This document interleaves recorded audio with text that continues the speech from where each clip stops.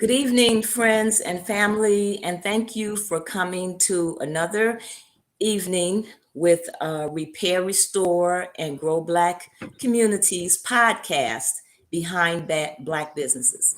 And today we have another special guest, David. Hi, David. Hi. All right, this is David Boykins, and many of you know David. And for those of you who do not know David, David is a phenomenal musician in our community. And as we know, our musicians are very important to us. And so we're going to be talking to David tonight. I do want to say, as you know, Repair, Restore, and Grow Black Communities, we're a nonprofit organization. And we came together to help increase the awareness and support of Black businesses in our community. And the reason we're doing this is to help circulate dollars. And we can't circulate these dollars if we're not connected. And supporting Black businesses needs to be like breathing air, something that you really don't think about. It needs to become a part of our consciousness. Why? Because our Black businesses are more likely to hire Black people. They are more likely to support other Black businesses. They are more likely to give other Black businesses entrepreneurial opportunities within their establishments. When you have a cause that you're trying to address in the community, our Black businesses are more likely to support those causes because those issues affect them on a daily basis and their family members and their friends and the community that they live in. And then most importantly, our Black business owners serve as role models. They serve as role models for our children. They serve as role models for other people who are inspired or have dreams of starting a business. But owning your own business is an enormous task. It's an enormous responsibility. And when you have a passion for that business, like our guest does today, you're going to be putting 100%, 1000%. And so we want our people to come together. As you know, on our website, we feature a Black bookstore. We are in great support of our Black bookstores. We once had 22 Black bookstores in Chicago. Now, I think we're up to 5. We have the Underground Bookstore, which is our bookstore of the month, and they will be featured on our website for the rest of the month. And they as the book of the month, Viola Davis's book on Finding Me. And so if you are a subscriber of RRGBC, then you become eligible to win that book. So please go to rrgbc.org and subscribe. We also have Frontline Bookstore, which is located in Hyde Park. We have Soulful Chicago Bookstore, which is located in the Pilsen area. We have Semicolon Bookstore in Wicker Park. We always support Afriware, even though she's situated in Maywood. But as we have told you over and over again, Afriware is very supportive of what is going on here in Chicago. And we have a budding Black bookstore in Roseland, Rose Cafe. And then there is the Book Joint, which is located in Bronzeville. So we have a number of Black bookstores out here. And why are our bookstores so important? Our bookstores are important because this is where we get our knowledge. A lot of what we're doing today, a lot of what we're not doing, a lot of what we're saying and what we're thinking, much of it is based on historical data and factual information, and much of it is not. We need to be reading. And our bookstores can be a gathering place for us to talk about what we're reading and begin to organize to improve our communities. And bookstores such as the Underground with Brother Yoel, and also Frontline in Hyde Park with Brother Sekou, who have between the two of them, have over 50 years of experience working in the bookstores, reading the books, having lived through so much of our history. These are people that we can go to and call upon as consultants for information. So we ask that you please support our bookstores. And for this month, again, the Underground Bookstore, 1727 East 87th Street. Please support Brother Yoel. And also our Black Bank, the Southside Community Federal Credit Union at Wentworth and Garfield. We ask that you support them. They have been supporting the community for over 20 years, giving loans to individuals in the community who couldn't go into some of our other banks and get loans, giving loans to Black people who definitely couldn't go into a regular bank. And so that has been going on for a long time and it continues to happen. So we ask that you continue to support the Southside Community Federal Credit Union. So tonight we are going to be talking with David Boykin. And David, again, I want to thank you for coming on our podcast. And I want to thank you for the work that you are doing and have done here in Chicago. And so we want to start by giving you an opportunity, excuse me, to open up this conversation with letting the family know who you are, who David Boykins is, and what you're about. Well, thank you for having me on, giving me the opportunity.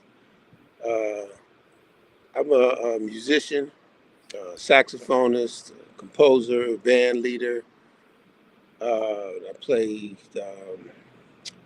drums also, and a little bit electronics, drum machines, samplers.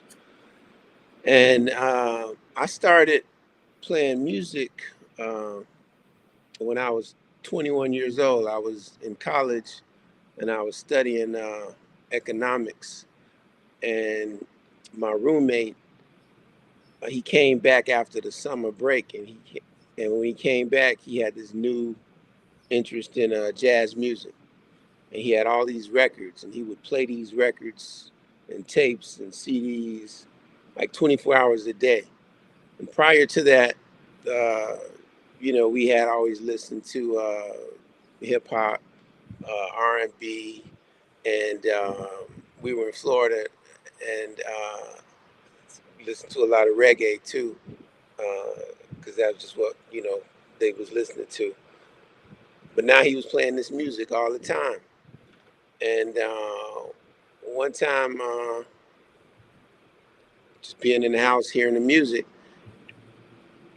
something just happened. It was like something in my brain just kind of clicked, and a knowing came over me that I had never felt before. Like I knew, like I never knew anything that well before, and never knew anything that well since. But I knew that I liked this music, that I loved this music, that that I was gonna play this music, that I wanted to play this music, and that I am gonna play this music, and that's what I was gonna do, and nothing else mattered. That was the most important thing. Period.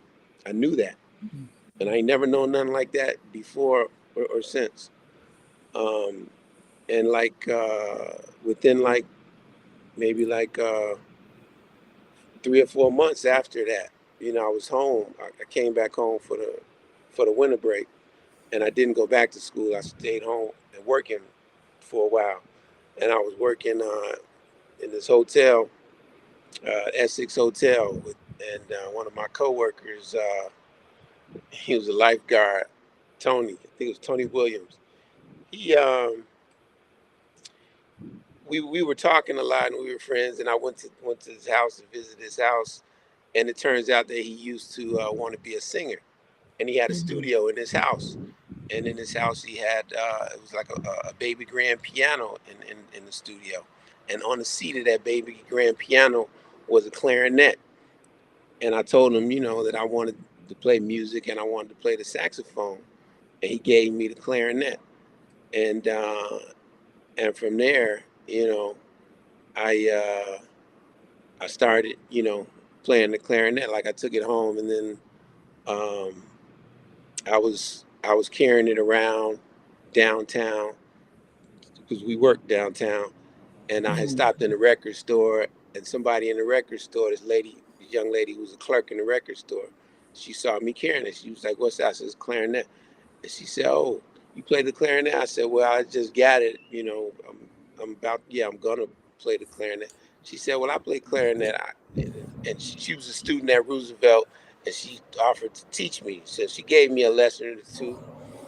And when I was on my way to my first lesson with her, I'm, I was going down to Roosevelt, and I'm walking down the street under the L down there in Wabash, and I got my headphones on, and I'm crossing the street, and somebody bumping up against me, and I'm thinking somebody trying to pick my pocket or something. I grab my headphones and I look, and it was Eddie Harris. I Mhm. don't know if you know saxophonist Eddie Harris. It was him. And he's Mhm. like, "Hey man, what's that? You got a clarinet?" And he starts talking to me, and we started talking, and I'm telling him I'm on my way to my first lesson and stuff. And he would say he was in town visiting his mother and everything, and wishing me luck and success and you know. Uh, but anyway, I took a couple of lessons with her. I went back down to Florida for a minute, uh, changed my major to business. I moved back to Chicago and finished school here at Northeastern. At Northeastern, I took clarinet lessons with Dr. Aaron Horn. And Mhm. after I finished school, I finished my degree in economics. And after I finished school, I took lessons with Jimmy Ellis and with a couple of lessons with Phil Coran. Um, Mhm. and then, yeah, got a saxophone. My grandmother was in town visiting, and she was staying with my cousin. I got a cousin. We like a couple of days apart, and I was over his house visiting my grandmother, and it came up that I had started playing the clarinet and wanted to play the saxophone. He said, "Oh man, I got a saxophone in the closet. I used to play saxophone in high school," and he gave me the saxophone. That's how I started. With the saxophone. Um, and Yeah, and it's just been a journey. Like ever since. Like after I started with saxophone lessons with Jimmy Ellis and a couple lessons with Phil Coran, and had some lessons with James Mack, who was at Harold Washington at the time. Um, Started going to jam sessions.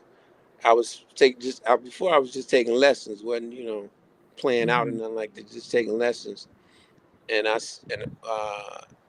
Eric Eric Johnson is a young piano player that I had met at the time, and we became friends. We were working this telemarketing job, and he would take me out to all of the clubs, to the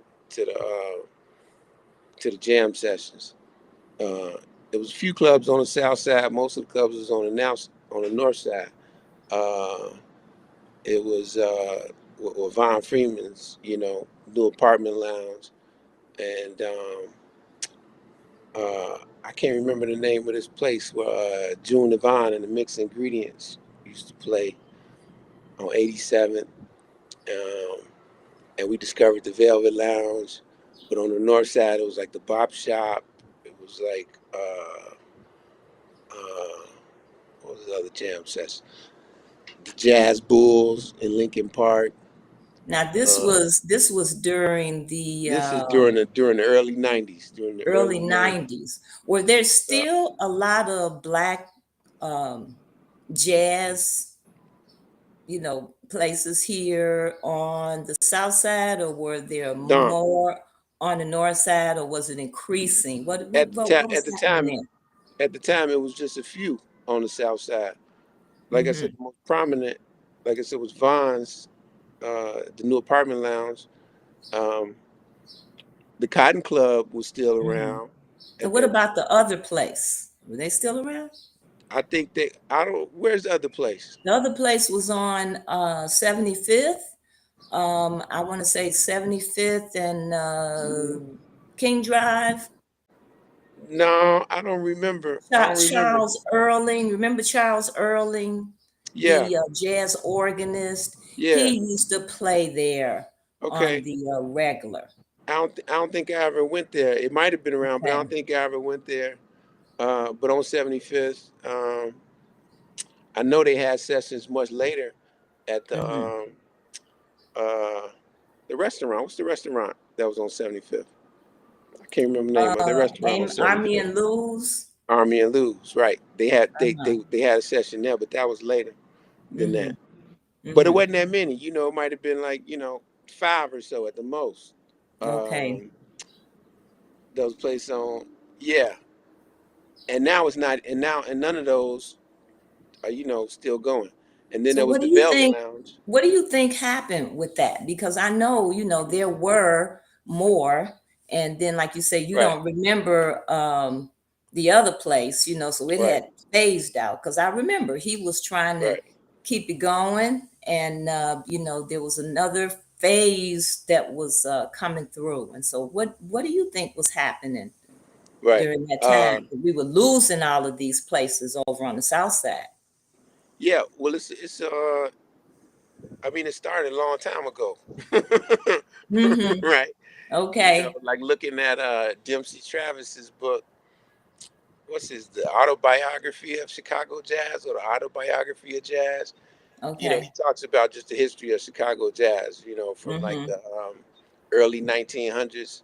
Up Mhm. until at the time he wrote the book, it might have been like I don't know the late '80s or something. And he talks about the history. Um, and if you're looking at those records back then, and another book, William Seitz, University of Chicago, wrote this book on Sunrise. Just came out a couple of years ago. I can't think of the name of it right now, but he Mhm. talks about that too.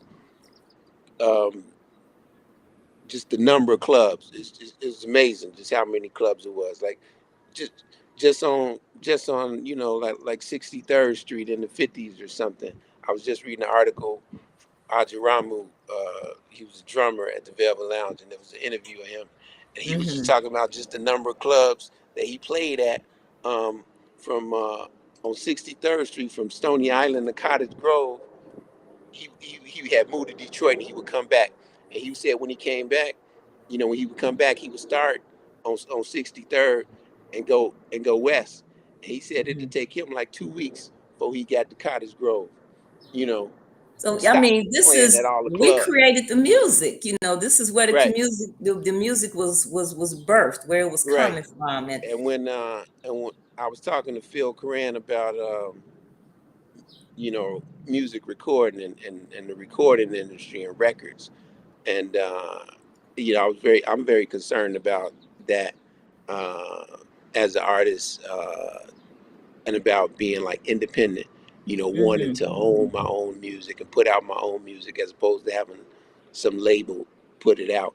And so I was talking to him about that, and he was just talking about like historically, like when he was coming up, and in Chicago, like in the '50s, he was saying that it was so many clubs and there was so much stuff happening.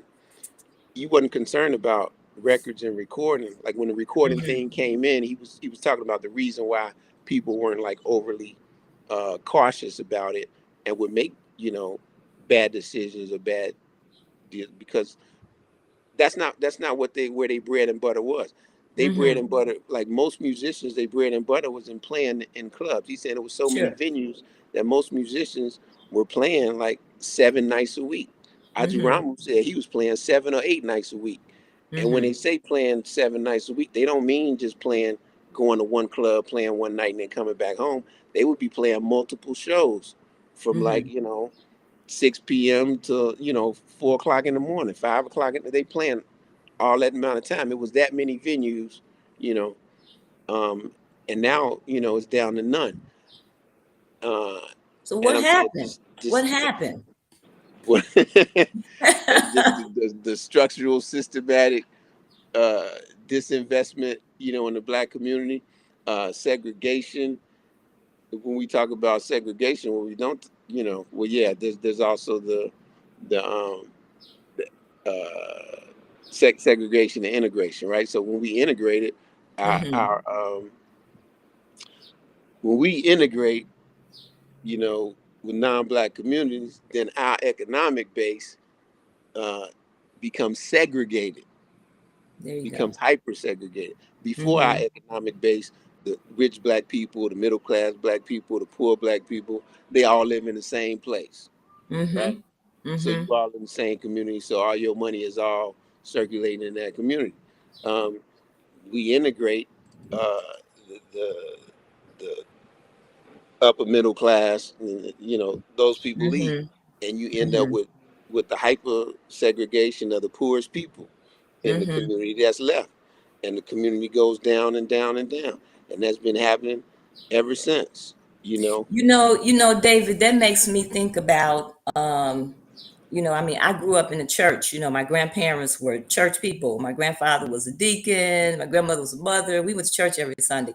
And they were Right. always having these banquets, you know, and all of the banquets were out on Cicero, you know, Mm-hmm. out south on Yep. Cicero, in some of your most racist Yep. known to be racist communities. I And we remember were going to a taking our banquet. dollars I out remember going to a there. banquet in the '90s. My That's family was right. doing something, and yeah, and you're exactly right. We went to a Uh-huh. banquet. It was on And being Cicero, served by these people, and and it even and had didn't and it even had this really didn't, and it had this because it had this straight mobster vibe feel over the whole yeah. place. And I And you remember didn't that. even like the food, Right, because you right. knew that you were accustomed to our people cooking. We had very good cooks in our Hmm. community. Hmm. And so you were accustomed to our people cooking the food. And so even the food that they prepared and cooked out there, you didn't even like the food, you know. But we continued to dress up, Right. and they had these cotillions and all these other Yeah. things, and go out to these communities. So that whole civil rights movement and what happened with the integration, it just destroyed, you know so much. Even with the book that we gave away on Black Wall Street, they talked about how in Tulsa, when people from all over America, Black people came and they built this great Mecca, and they burned it down, and they started to rebuild it again in the 40s. And then it took another hit in the 60s during the civil rights movement because, of us. Right. We have to begin to look at ourselves and what we're doing. And you're Yeah. telling me the same thing is happening with our music.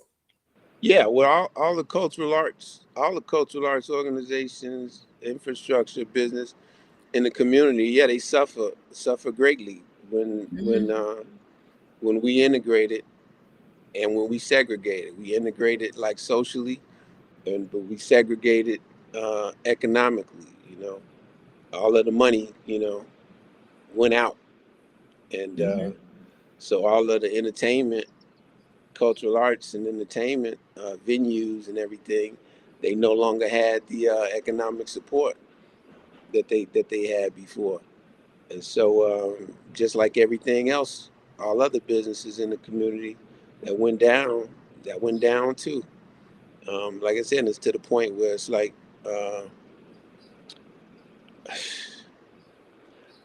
when I called you about coming on here, um, I was really wanting to promote some shows I had coming up. One of the Absolutely. shows You're I going to get had to do coming up, that. right? But one of the shows I had coming up was this Friday.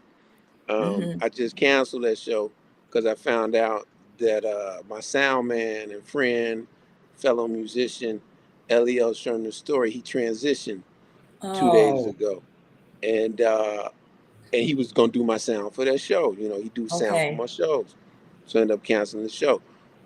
But I bring him up right now because he had a space, Transitions East. That was 2500 East on 83rd Street, where he had a recording studio, and he put on shows. He did Okay. performances, and many bands and musicians and stuff played there. And it might have been like the last place Oh on my the South goodness. Side that was a physical, like a physical institution Mm-hmm. that that that housed the music, that held the music. Mm-hmm. And the phenomenon is an interesting phenomenon from my time period that I come on the scene of this so-called jazz music, um, late '90s, mid late '90s to now. At the time when I came around, there was the Velvet Lounge, which was owned by Fred Anderson, black-owned club, Sure. South Loop. There was Concrete, still holding down the sessions at the new apartment lounge on 75th Street. Um, Mm-hmm. like I said, there was some place, I can't remember the name of it. I think it was on 83rd to 87 where Junior Vine used to play. Um, there might have been one or two other places. 50-yard line sometimes did some stuff. And after Vaughn passed, the 50-yard line, would do more stuff. The musicians just went over there. But there was like about five places on the South Side. Mm-hmm. Um, when I first started playing music, I was, like I said, I was inspired by jazz music, and it was the greats. I was listening to Charlie Parker, Dizzy Gillespie, Mm-hmm. Duke Ellington, uh, you know, Sonny Rollins, Sarah Vaughan. This is the kind of stuff I was listening to. And then, but I found myself gravitating towards the more experimental or the more avant-garde or the more adventurous artists. I found myself really attracted to like the later musics of John Coltrane, Pharoah Sanders, Sun Ra. This is the music that really like caught my attention and caught my ear. And when my friend, I hadn't started playing yet, but my friend would take me around to these jam sessions. I would go hang out with him, and he would play piano at all the jam sessions. Um, and we would be looking for different places to go all the time. In the Chicago Reader, we'd get the Chicago Reader, and back then the Chicago Reader was like four sections, and Sure. and now it's like like about 12 pages, but it used to be like four sections. And in Okay. that, you had a whole section that was just music. It was about 30 pages, and it was just music, and it listed like every single thing that was going on in Chicago musically. If I was having a show in my basement, I called Mm-hmm. the reader and they would take down information and they And would put put it it in in there. there. It was like every Mm-hmm. single thing. Now, Mm-hmm. they don't hardly list anything. And on the cover of the reader paper, this paper came out every week, and on the cover of it, of the music section, there was always a quote unquote critic's choice. And whatever show that was the critic's choice, if you went to that show, it was packed out.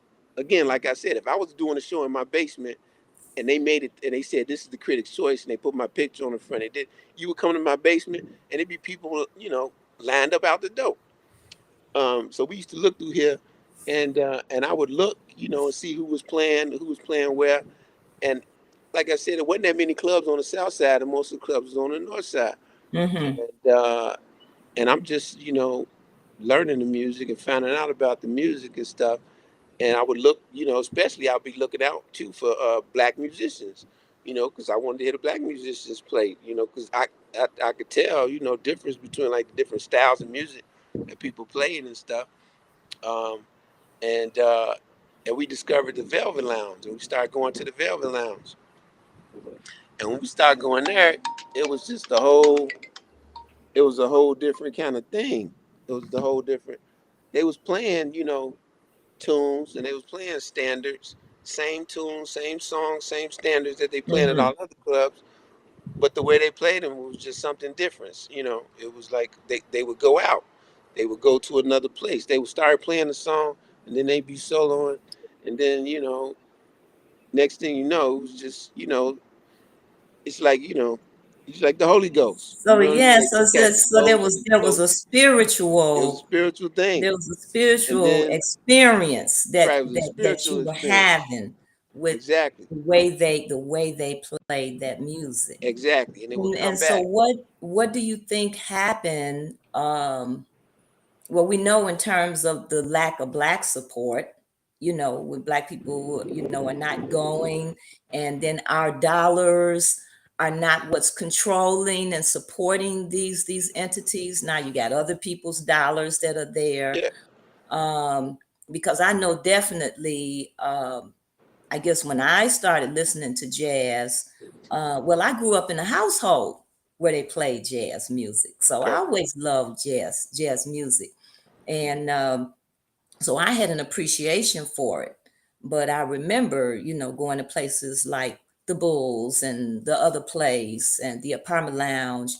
But I don't notice in the 90s, especially, they just started the number of clubs on the South Side diminished and the clubs on the North Side increased.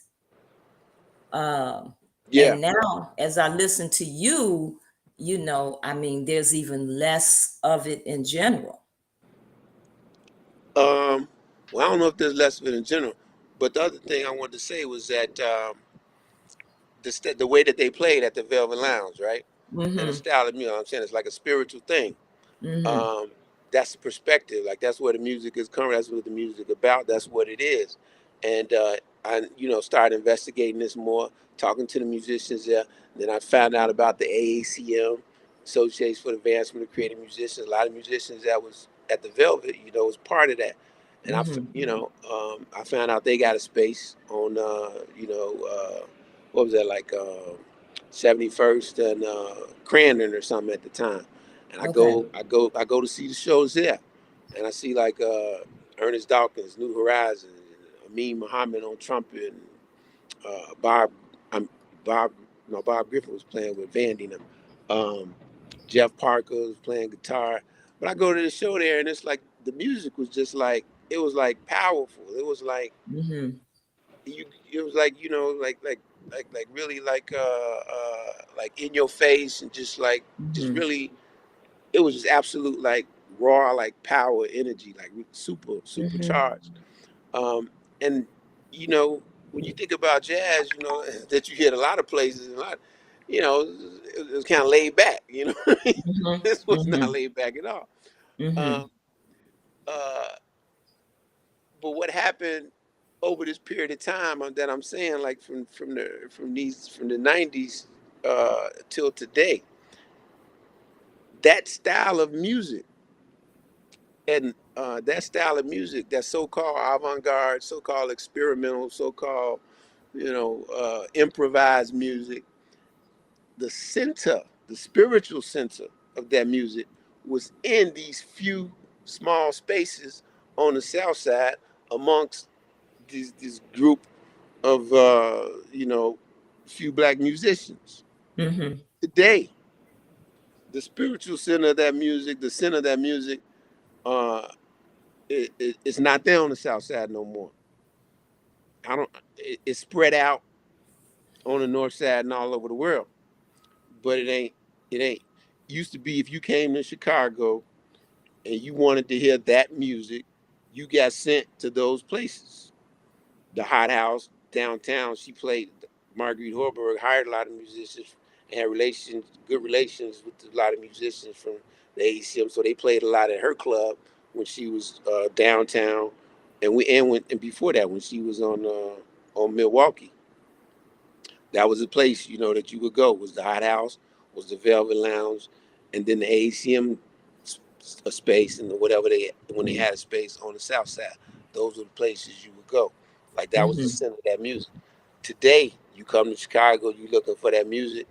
Um, you go to the Hungry Brain, you go to Elastic Arts, you go to those are two Constellation, um, and now you can even at this time you couldn't find this music here, but now you can even find this music more so than you could then at like big festivals and stuff, right? Like Now, Millennium Park. who's playing this music, David? Okay, um, that's the other thing. Like I said, the center of that music spiritually before was on the south side, so it's mostly black musicians playing that music. Now I didn't discover that music so much on the north side.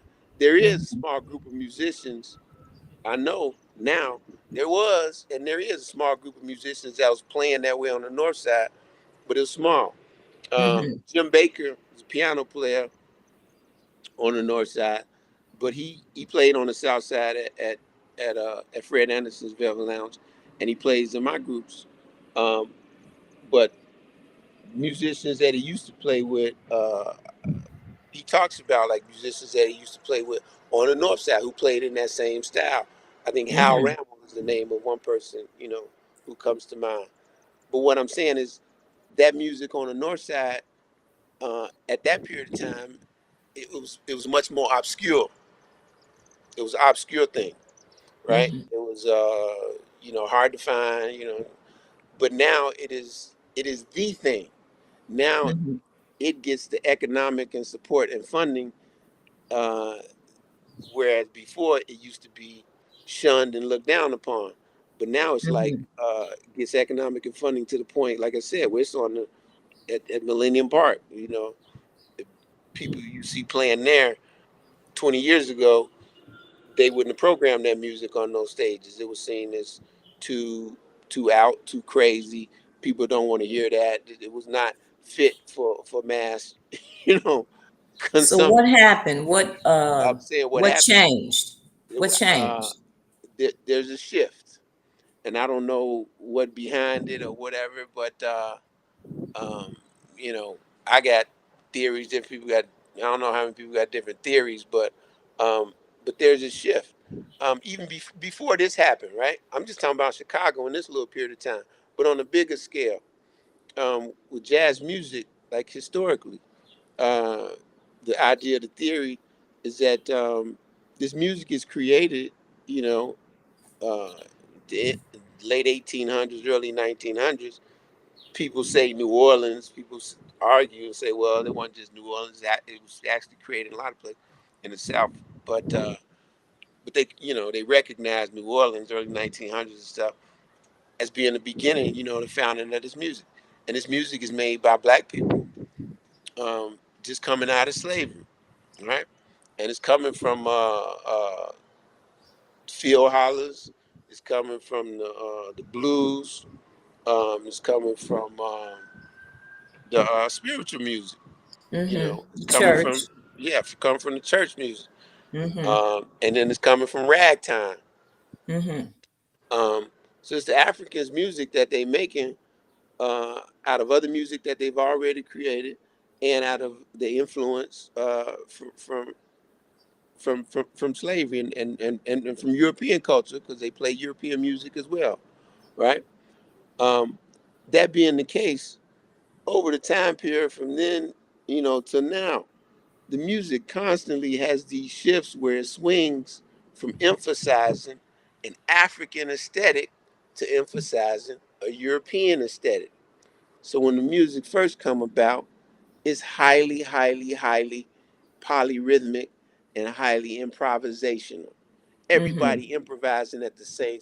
Early jazz, you know, everybody improvising at the same time. This horn, this clarinet player, this trumpet player, they not playing the same thing. They play two different Mm-hmm. things and they play at the same time, and it sounds Mm-hmm. great. you know, Mm-hmm. um, and then the piano player's playing something different. And the tuba player playing something. They all improvise at the same time.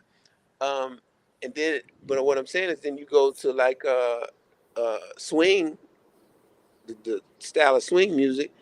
It becomes there's a more emphasis on a European aesthetic. The music is highly orchestrated. It's highly arranged. A They lot of say, okay, control. right. They say, okay, no, we're not gonna improvise and play different parts. You know, all these trumpets, y'all gonna play this part just like this. All these clarinets, y'all gonna play it, and y'all not gonna come in until right at this point. And then Mm-hmm. the emphasis is on that. It's on the Mm-hmm. control and arrangement, um, and then we got bebop, and bebop it swings back the other way. Then Mm-hmm. emphasis becomes again back on the rhythm and the improvisation, and it becomes about solo improvisation versus before it was group. Everybody was improvising. Saying now you Mm-hmm. know, it's focused on one person, a solo, but it's focused on improvisation versus the orchestration and arrangement. It swings back and forth. It does its thing. Mm-hmm. Um, on a broader scale. That's what I'm saying. The music is always doing it. And so the same thing, you know, microcosmic, we come back down to, like I said, from me in the 90s in Chicago to like today. Um, the same thing. You know, like when I first come on the scene, the style of music that was most popular and most endorsed and most, you know, appreciated was, you know, they was playing in a traditional, you know, bebop kind of style. You know, Wynn Marsalis. You know, Hmm. this was the ideal. You know, to be like, you know, Mo Better Blues. You know, the movie. Okay. You know, it's the this kind of stuff was like the big thing. Today, here I am, and it's like um, what's that cat named Kamasi Washington, right? Hmm. So-called spiritual jazz, right? So the Okay. most accept the biggest like name popular people now, that's the most popular, you know, thing, like spiritual jazz. And spiritual Okay. jazz is really kind of, you know, uh, to me it's like kind of smoothed out compared to Okay. what we do, what we do in Chicago. It's like a smoothed out, you know, version of that. You know, we talk about like Kamashi Washington, the trumpet player, Christian Olatunde, you know, these people. Yeah, so it's like that kind of thing, and like and then, you know, people like Robert Glasper who do stuff that's kind of, you know, kind of like synthesizing with Hmm. with the R&B pop music, you know, doing Hmm. stuff with, you know, Erica Badu and Jill Scott and stuff like that.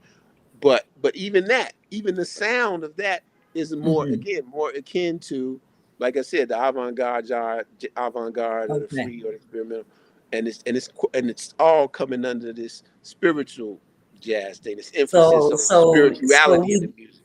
so in spite of the, it's like the music was captured and moved, and it's now controlled, but it can't really control it because it's still constantly coming back in different ways, Hmm. with different people, trying to, because that's who we are, as Right. spiritual people. So it's always tending to come back. And as you were talking, I was also thinking about like what happened in the schools here in Yeah. Chicago when they took Exactly. music and Music taken out of art the schools. out of Yeah. the schools. I thought that was terrible, Yeah. because that's where children have an opportunity to express themselves. And I feel like that was deliberate, you know, to stop and squash, Yeah. because the music that was coming out of our community was just so powerful, whether it was That's jazz, right. whether it was the rhythm and That's blues, right. I mean, it was just so powerful. I mean, even the music, the Music is rhythm part of, and blues music, everybody's still listening to it today, yeah, it's you know. part of the culture, Mhm. and it's part of the culture, and as part of the culture, it's part of the it's part of the revolution. Mhm. Mhm. That's because, you know, it's a weapon of the revolution, and you That's know, right. That's right. I'm trying to think of that quote that Haki always say about revolution and art and Mhm. culture and its role, and another quote somebody sent me the other day from Ayikwe Amar about that, but so yeah, so the music, I'm sure like when you was coming up, you know, and the music always spoke to the revolution and the movement of the people and emancipation of the people. So you get that out to school, you stop teaching the kids, you know, music. You got less musicians that's uh, that's present and present music to deal with Mhm. that. So it just weakens the whole zeitgeist of the community. Before you had music floating around the community all the time, talking about now is the time, talking about revolution, talking about changing things, talking about, you Absolutely. know, a better day and all of that. Um, you ain't got that no more.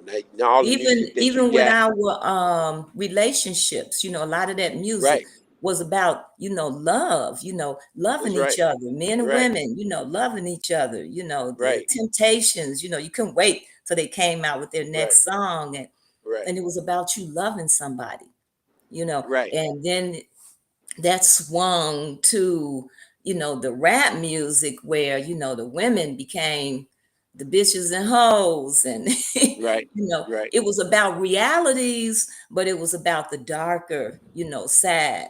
And then the music out here perpetuating it. right. And not that we didn't have that music, Mm-hmm. before. I Mm-hmm. mean, we always had music, that dealt with those issues, that talked about that. Mm-hmm. But that music was not played on the radio 24 hours a day. Right. In the Right. apps, and the other music wasn't excluded from the radio as it is That's right. now. You That's know, right. That's right. and that's a huge difference. Yeah, So you can, as you talk, and you talk about the movement of the music, the changing of the music, it's obviously orchestrated. It's obviously well, deliberate. yeah, yeah, but and it's. I mean, I think it is. I think it's not it's not. I don't think it's so much in the sense of like. But yeah, I think it is. I think it is. The Hmm. point from the perspective of us not, getting into too much into quote unquote victimhood and taking Sure. accountability and uh, speaking from that kind of perspective. The point is that I mean, it comes back to us not owning and controlling our stuff and taking Hmm. control. Like I mean, I talk about you know these clubs when we talk about these clubs like disappearing Hmm. and stuff, right? And these clubs is gone. Hmm. Um, but I mean, I don't know. I mean, it's I don't know who gonna do something about that, but us. Well, I think that's something that we need. It's something that and needs to be done. but And, at the a lot same, of people are looking for the right time. They're looking for the right money. They want, but sometimes when you're trying to do something, you just have to put a foot forward, you know. yeah, And yeah, when you got a vision and you got the right heart and you put your foot forward. I have said on this show, a number of shows, the universe opens up for you, yeah.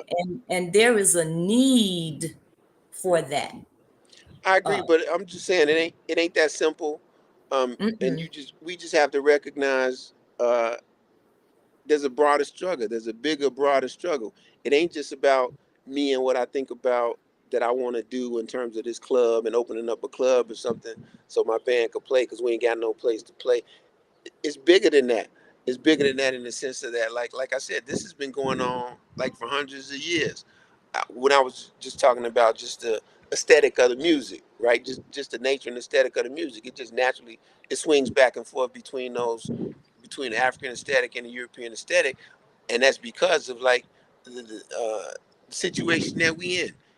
And the situation that we in is that we African people kidnapped, enslaved in America. That's the situation that mm-hmm, we in, and that's the life we live in.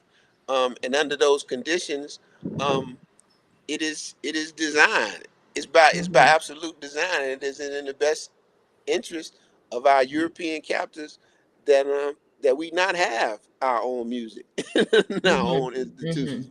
They are actively engaged in making sure that don't happen. Um, yeah, they actively engaged in making sure that don't happen.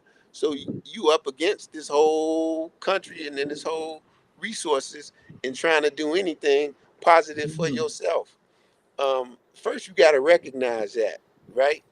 mm-hmm, Because if you just try to ignore that, that's actually the fact, and you thinking that you just the same person and in the same situation as Joe Blow who got this club on mm-hmm, the north side, mm-hmm. you go crazy trying to figure out how come your Sure. thing ain't working and his thing working, That's and right. you coming up against all these roadblocks and stuff. Um, Absolutely. you got to have that right mindset and perspective first before you even go into it and deal with it. Um, but yeah, that's the first thing I say.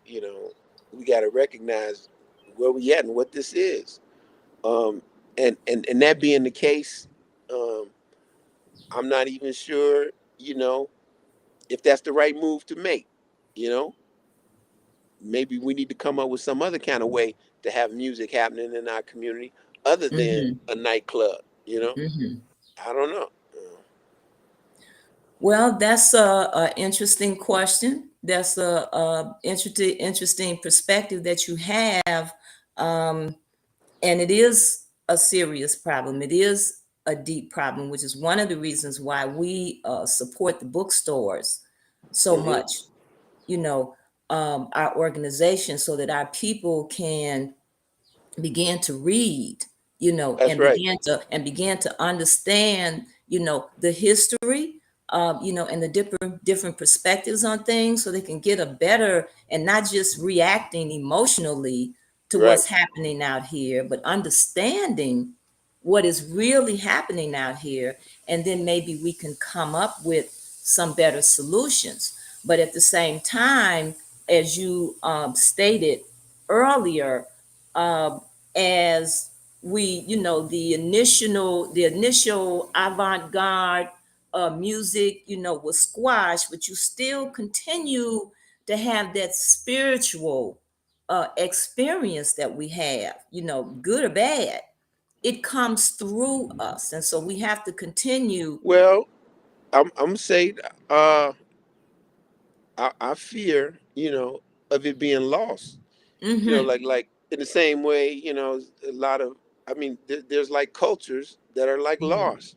The Mm-hmm. people die off, and even if they don't die off, they stop continuing their cultural practice, and it's Mm-hmm. lost. I remember listening to this podcast, uh, to European women. They travel to Africa and other parts of the world, and they document lost languages. And so they go Mm-hmm. to all these places all over the world, and they trying to save these languages, because the people's Mm-hmm. culture, once they encounter European culture, and once they colonialized and dominated by European culture, they stop practicing their own language and their own everything, and just adopt European culture.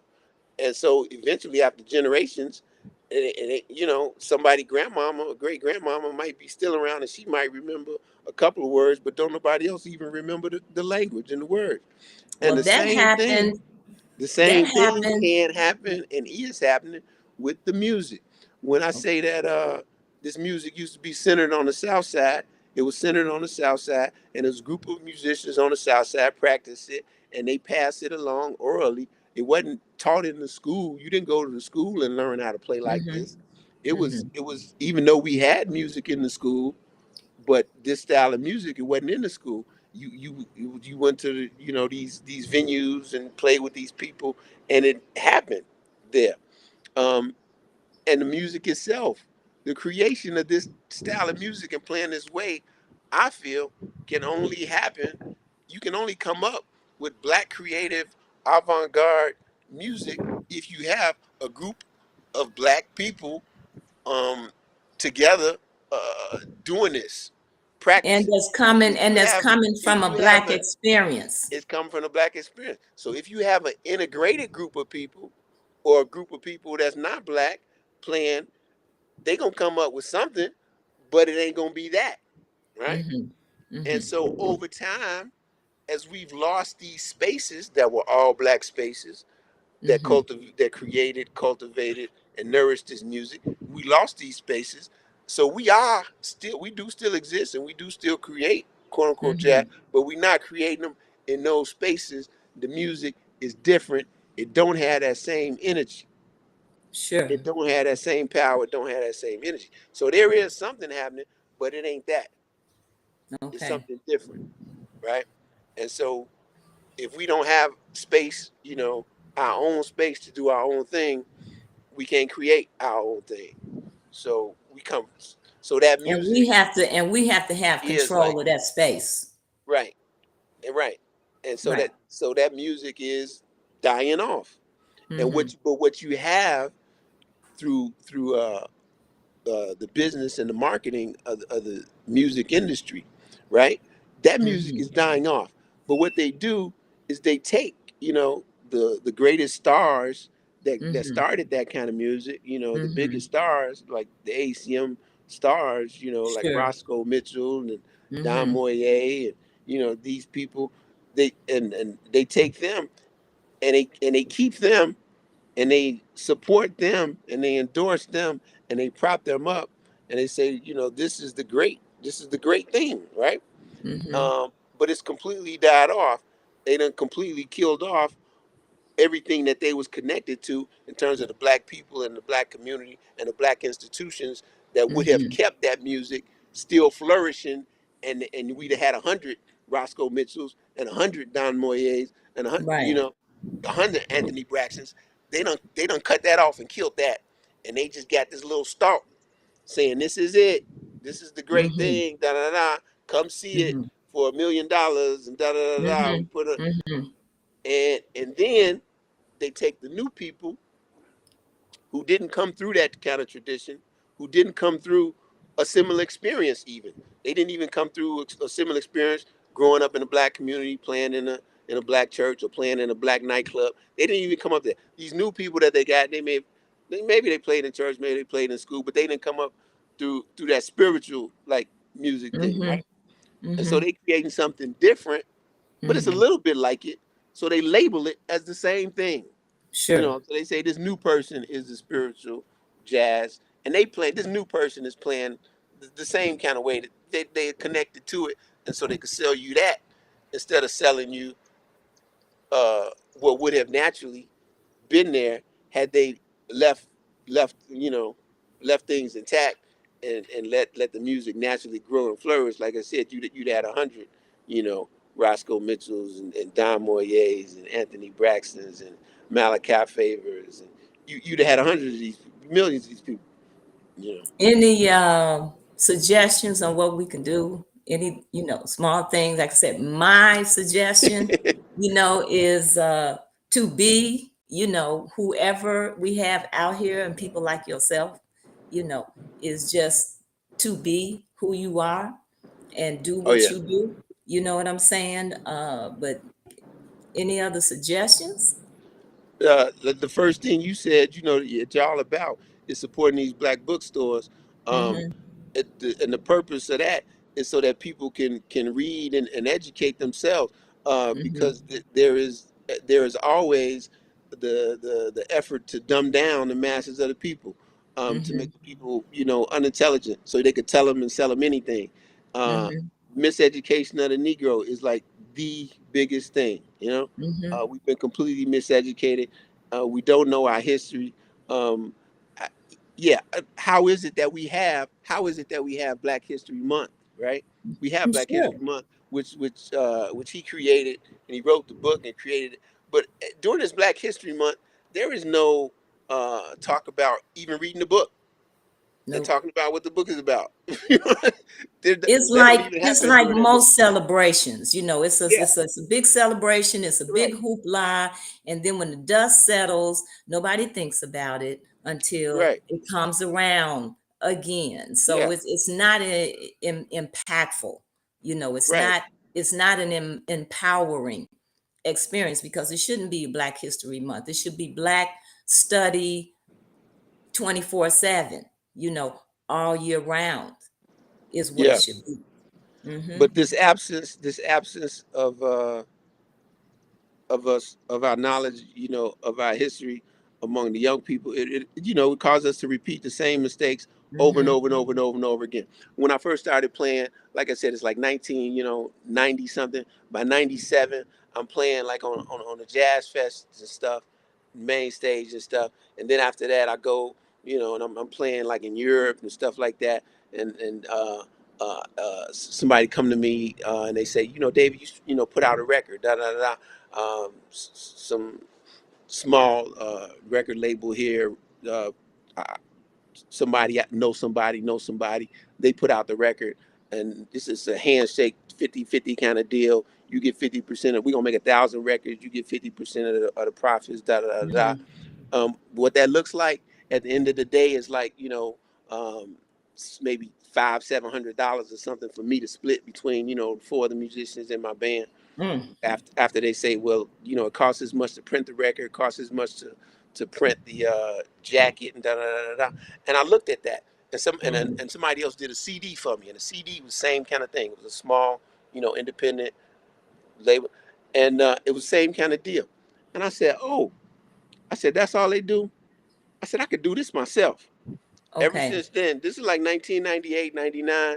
Ever since then, I don't deal with no record labels, right? Anytime I Mm-hmm. make a record, but that was like 98, 99. They did the first record. By like 2001 or 2002, early 2000s, right? I'm uh I'm um I'm doing a show and I want to promote my show. Instead of passing out flyers, I say I'm gonna pass out CDs. I'm passing out CDs. I go hand this lady a CD. She said I ain't even got no CD player. Like CDs was out. Napster, the whole Napster thing happened around the same time. Where they sued these young boy, I don't know, this boy, maybe young man, 18, college student, sued him for, big record company suing him for millions of dollars because he allowing people to download music for free on the internet, right? Mm-hmm. That's happening, right? So the Napster was a website where you could just go and download. You ain't got to buy music. Music was just free. It was a free file on the internet. You ain't got to buy. You ain't got to pay for music no more. Um, but the big record company shut that down. Sued them, shut it down. Mm-hmm. Da, da, da. But at the same time, um, that said to me, and like I said, this is like 2000. That said to me, look, it ain't gonna even be no records. It ain't gonna you ain't gonna need to you ain't gonna need to pay thousands and thousands and $1,000s to physically make a record or to Mm-hmm. physically make a CD or to physically make a tape. You ain't gonna even have to spend all that money. All you Mm-hmm. gotta do is record the music and you just send somebody electronic file. How much does that cost you, David? All that costs you is the It's price some of just recording. time. Right, it's some time to record. That don't even cost you nothing. So if you want to quote unquote, get your music out, why do you need a record label? This is 2000. Now we talking about 2022, right? Mm-hmm. Musicians are still making records and making deals with record labels. There's fewer record labels. At Chicago, when I first started doing this, like I said, uh, you know, late 90s, early 2000s, there was Delmark was the quote unquote jazz record label. It really wasn't nobody else. Southport, but they mostly it was just like a handful of artists, and maybe less than 10 artists who was doing Southport. Uh, but Delmark, they had a history of putting out records of all the blues musicians in Chicago, all the jazz musicians in Chicago. So all the jazz musicians in Chicago at the time, that was the place to go, and they would put out your record. And I did never did a deal with them, but I played with other musicians over this period of time that I'm talking about, late 90s to today. I played record, on other people's records, and it was a record deal with them, and they may have paid me, a few $100s. I say, Mm-hmm. 500, $700, something at the most. So I'm saying that they would have these kind of record deals with Delmark that was the same. It was like, and they didn't, and I don't think, well, some of them I know, but I don't know about all of them. But some of them I know they didn't own the masters, right? Like Delmark owns the masters to their record. I mean, like the final recording that they use to print the record, they own it. Meaning that like they can go on and they can print this record in perpetuity. They could print this Mm-hmm. record forever and sell it forever. And all the money that that artist got, that I made this record with, and that I got, they gave them maybe they gave them between $5,000 to $7,000 or something is what they got. They gave them $5,000 to $7,000, and it's done. And that artist take that money. He paid me a few. He paid a few to them, and it's done. That's the kind of deals and stuff that's happening. But I'm saying, but they making records and they printing these records and selling thousands and thousands and thousands upon records, making a whole lot more money. Um, and artists still So what? continue So what is to make it? these What deals. what is it? What is it looking like for a musician in Chicago today? If you want to be a musician, and can you make a living? Well, And it's yeah, yeah, it's different. It's different for different people, and there's different types of musicians. Um, you can definitely make them. I mean, well, a lot of them do a lot of things, right?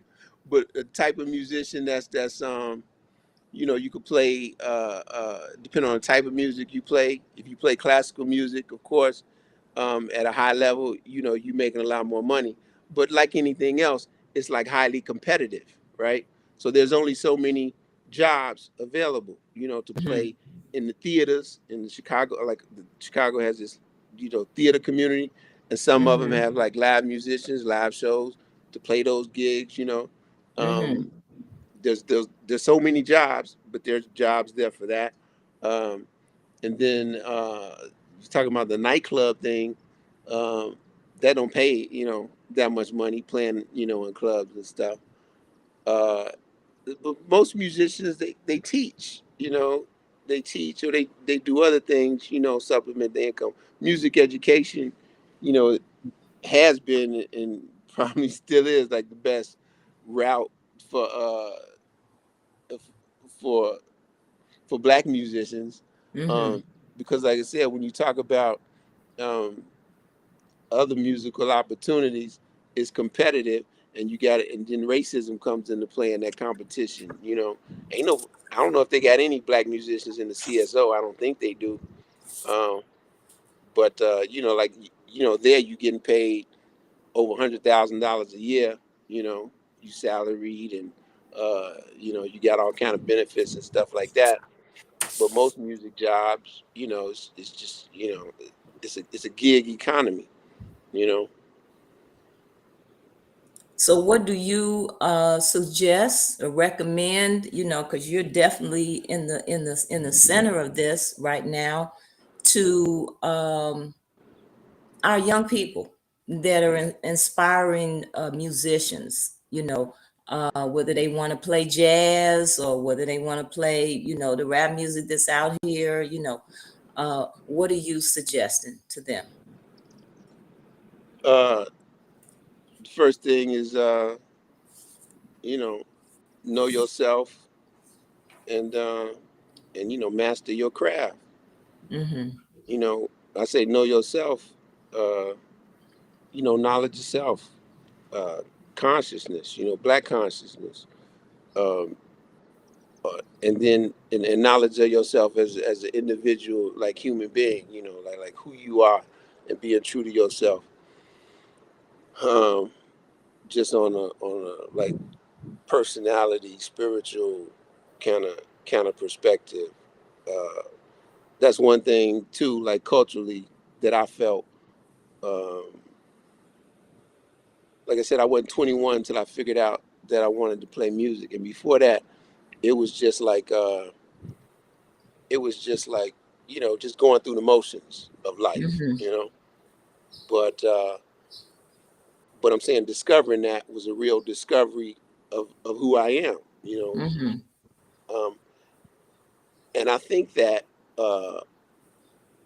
black people in America, going through what we went through with the transatlantic slave trade, I think that we lost cultural traditions, some of which were traditions and practices to help a young person and their parents discover that who this child is well before the time period that I'm talking about. You know, Mm-hmm. I think that in, in our African culture before that, we had rituals and ceremonies and practices that were designed to do that. Rites of passages and everything Mm-hmm. that was designed to do that, to help you figure out who you are and what you're here to do, right? So that's the first thing, finding that out and figuring that out, for yourself. Mm-hmm. And then if music is what that is, then being the absolute best at that. Mm-hmm. And if music ain't what that is, whatever it is, Sure. being about being the absolute best at that thing and settling for nothing less. Don't settle for being anything less than the absolute best. You know. Absolutely. That was imparted so simply in that movie Roots at the beginning when Mm, Kunta Kinte was going through his initiation mm, as a young man, mm, coming into manhood and what his relationship was going to be with his mother. And he met the young lady Fanta, mm, and they ended up being captured and came here on the same ship, and they were mm, sold at the same slave block, mm, and but they went to different plantations. But he, always wanted to see her again, and the last time he ran away when they cut his foot off, he found out where she was and he went to see her. and he wanted to speak the language. He wanted to have that Right. experience that they had lost or was unable to experience once they were placed on that ship. They began to lose it then. And when he was able to meet with her, she had let all of that go. She didn't want to speak in the language. He wanted to Hmm. make love to her. She couldn't because all of her babies had to be brown. He was calling her Fanta, and she was saying, "My name is not Fanta, my name is Maggie." You know, Hmm. and she had accepted all of that and given all of that up just to stay alive. Right. And so, just at that moment, at that pivotal moment of coming directly from Africa over here to this country, you know, is when it started. And it is something that we have continued to have to live with. But we continue, even the fact that we're having this conversation, Right. today lets that we haven't let it go. And so I have hope for us. I know the situation seems unsurmountable. It's big, but I do Yeah. continue to have hope for us. I really do. That's right. So for I do want to touch on a couple of things that I know you wanted to talk about before we end this podcast, David. This has been a Oh, really good conversation, much needed conversation, and very enlightening.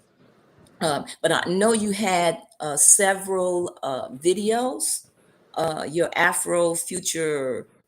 um, Afrofuture say final yeah. What the video, and Afrofuture then there say? was the random rhymeness and the ABEEKU We Are Sunlight. I'd like for you to tell the audience about those Yeah. pieces that we have created. Yeah. These are some videos that are on display at the current exhibit, All That Light, at the University of Chicago, Logan Center. I was an artist in residence there in their residency program in 2014. And I guess the program started in 2012. And so now they're doing a 10-year retrospective. So they featuring the artists that they've had in residence from 2012 to 2022. Mm-hmm. And so as part of that, uh, there's an exhibition at the Logan Center, and I submitted, these films Mm-hmm. that I created, these short films, music videos that I created over the past couple of years. Um, and one of them, What the Afrofutures Say. The other one is Random Rhymeness, and the other one is We Are Sunlight. Um, what the Afrofutures Say. Uh, that video was inspired by a conversation I had with Ingrid LaFleur. Ingrid LaFleur is Afrofuturist from Detroit Mm-hmm. and a artist, uh, politician too. Uh, but she had this podcast that was going on during the pandemic, and I think she might have physically been in South Africa at the time, but she was doing this Mm-hmm. podcast where she was doing a series of interviews with different artists talking about Afrofuturism and what does Afrofuturism like have to say, I guess, Mm-hmm. about this moment in time and going forward. And it was called "What Does the Afrofuture Say?"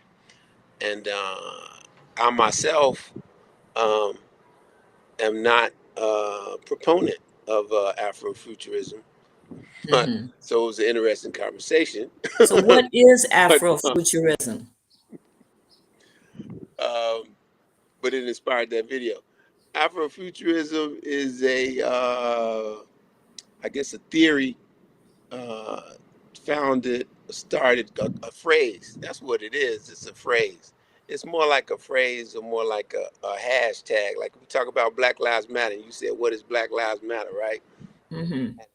Somebody run down, like there was this hashtag, and, how people take it and like use it to label like what they doing. Um, you know, Afrofuturism worked in the same kind of way before the hashtag, era, right? 19, I think like 98, this cultural critic, white cultural critic, an academician, scholar, Mark Derry, um, is interviewing uh, Greg Tate, who's a musician and artist in New York, uh, um, Octavia Butler, science fiction writer, Samuel Mm-hmm. Delaney, science fiction writer, Mm-hmm. Patricia Rose, she's a writer. He's interviewing them and writing a paper, and he's talking about and discussing this idea concept um, uh, of technology. Uh, Technology being, when we think of stuff like, computers and stuff like that, but also technology just being something like, language, right? Mm-hmm. And the idea of black people being a captured people, being prisoners of war, the ideas of black people using technology or tools uh, of the quote unquote master and in their creative, pursuits, and then also with the idea of liberating themselves or something, right? Mm-hmm. So so-called appropriating the master's tools. This with this, he had this series of essays, and this essay was one of them. And that phrase was coined like during this essay, during these interviews and that essay. Uh, Afrofuturism was what he termed it, uh, referencing black artists uh, using technology that that they appropriated from their master and using it in some way for their own creative like efforts and stuff. Mm-hmm. And then the phrase got kind of picked up by different people. One person's Alondra Nelson. She's another professor who I don't know too much about. I'm starting, I'm still like finding, more stuff about her. But right now she actually holds some kind of position.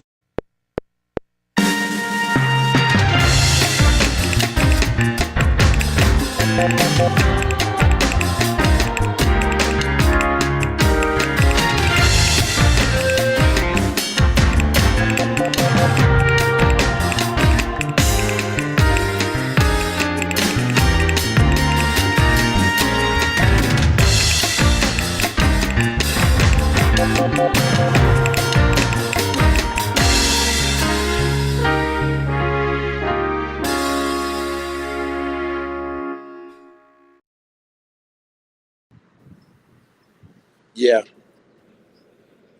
Okay. All right, go ahead. I think we had an interruption there. Yeah. All I right, go was saying ahead. Alondra Nelson, she was uh, another scholar, another professor, I think at Princeton or something. She picked up the phrase and was doing stuff with it. And then later in time, other people picked it up and doing stuff with it.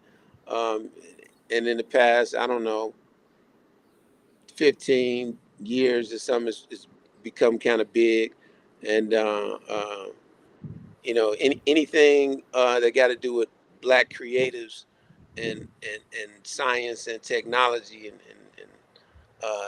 they label it Afrofuturism.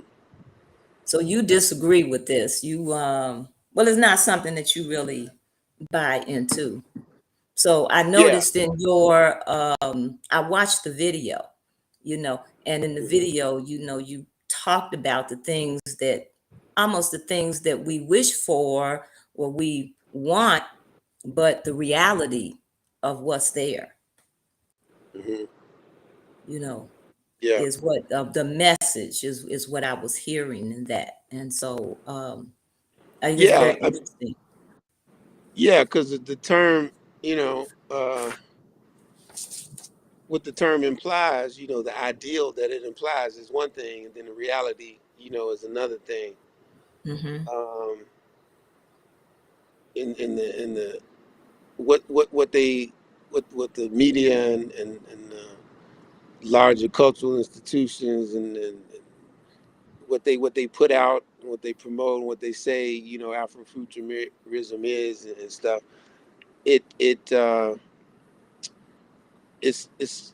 for one, it's like it's devoid or it's lacking of like the political, social political perspective of Black revolution. Mm-hmm. Mm-hmm. Um, that's completely like you know kind of out of it. Sure. And then even It's all looking, about it as opposed to integration. You know, sure, sure. it's like promotes you know the idea of you know Black integration. Um, And even yeah, looking as the phrase that you mentioned in the video, looking at the afro as being retro, you know, right, old right. school, Even as opposed to exactly. this is your natural hair, you know, but looking at it as old school. So yeah, those kinds of Yeah, well, phrases. I was just talking about just to create just the phrase itself, um, Mm-hmm. Mm-hmm. the term itself, you know, Sure. Afrofuturism.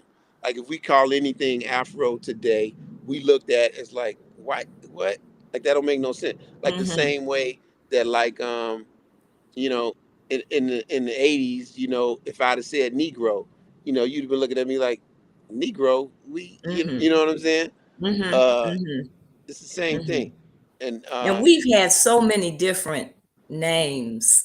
right, I mean, right. it's gotten to be ridiculous, you know. Right, but I'm saying How like we, so we have a white person creating a term for a Black thing, and they and just the language from the beginning on the outset of the face of it is outdated, right? mm-hmm. In 1998, we weren't Afro Americans, you know, you know, we And were it's African almost American. like they're just phenomenons, you know. It's not a reality. It's not a real person, you know, Yeah, but that's the with thing too. a root, you know. Exactly, exactly. It's a constant new phenomena.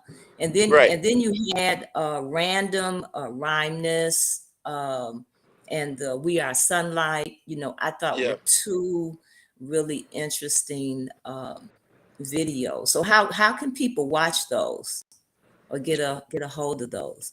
Right now, they're not available anywhere Okay.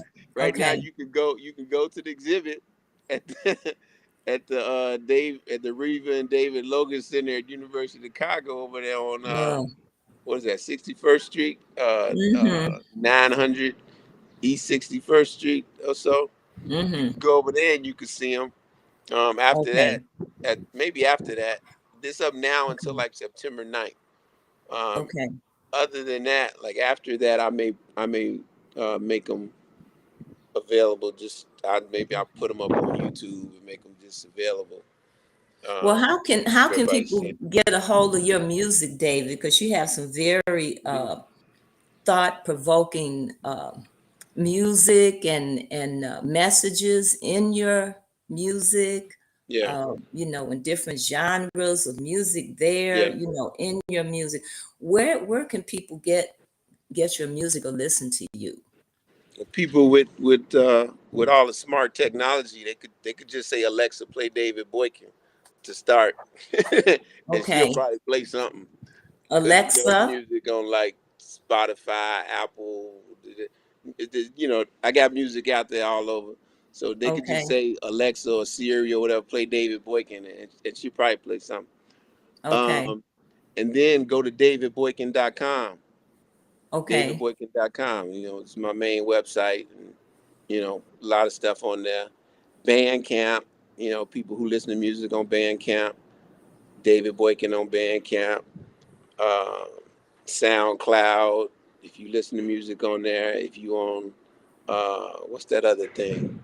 All them streaming services, whatever streaming services you know, you just say my name, David Boykin. You'll find some stuff on there. Um, Okay. but in the past, like 4 or 5 years or so, like you talked about the other videos, I started making music under different names, different personas to play Mm-hmm. different styles of music. I started out playing music, like I said, traditional jazz, avant-garde jazz, playing the saxophone. That's predominant, like predominantly like what I do, musically, until about like, I don't know, 6 or 7 years ago, I started making more music that's electronic, based and Mm-hmm. soul singing and rapping. And so with these projects, this is the project ABEEKU, that's the name of ABEEKU. Under that, it's like soultronic music or soultronica or electronica or electro soul or neo soul. It's music like Mm-hmm. that. Um, Okay. and then Dark Mary is the the persona under which I rap, um, and Dr. Belsidis is the persona under which I produce music, and I may even Okay. feature like other artists. Like I have songs with other artists, singing Okay. collaboratively, like with Ugochi and Swalo. These are other like Chicago artists that are like soul singers and R&B like singers that I've done like collaborations with under the name Dr. Belsis. So if people want to follow you, since we don't have the big Yeah, reader, out like used to be with all the places, if you want to know right. where David is going to be playing, because I know you were Yeah, supposed to have an event this weekend, but I think you right. have something else coming up Yeah, I got next some night month. out in the parks coming up at the end of the month. July 29th, be at Fernwood Park. Mm-hmm. August the 5th, I'll be at Grand Crossing Park. And there'll be some other dates. Mm-hmm. But yeah, they can check my website, davidboykin.com. They can follow Okay. me on Facebook at David Boykin. They can follow me on Instagram at ABEEKU. Okay. Yeah. Now, what if somebody wanted to hire you, David, to come and play for an Yeah. event that they're going to have? How could they get in touch with you? DavidBoykin.com. Yep. Through the DavidBoykin.com. website is the best way to get in touch with me. Okay. Okay. Cool. Cool. All right. Well, David, would you like to have any closing remarks? This has been a very in-depth, serious conversation, about music. And like I said, we really appreciate you coming on. So I'm gonna let you have the closing remarks. No, I don't have anything to add. I think we Sure. covered everything. Okay. Yeah, just thank you for having me on here. Absolutely. And anything closing, I have to say, I guess, like I said, just experiencing, the recent passing of my close friend Elio Sherman Story, and fellow Absolutely. musician. Just experiencing that, only thing I like to say is, yeah, uh, it's not promised. Time is not Sure. promised. Now is the time. Whatever you're thinking Absolutely. about, don't wait. Now is the time. Do That's it right right. now. Absolutely. And so I also want to remind our guests to please subscribe to our website. Um, our bookstore of the month is the Underground Bookstore. Our book of the month is Finding Me by Viola Davis. And all you have to do is subscribe. There's no catch. We pull your name and we send you the book. That's it. Because we feel that strongly about reading and reading Black literature. So I want to thank you for coming, and I want to thank you, David, and you're welcome back on our show anytime. You're welcome. Thank you for having me. All right.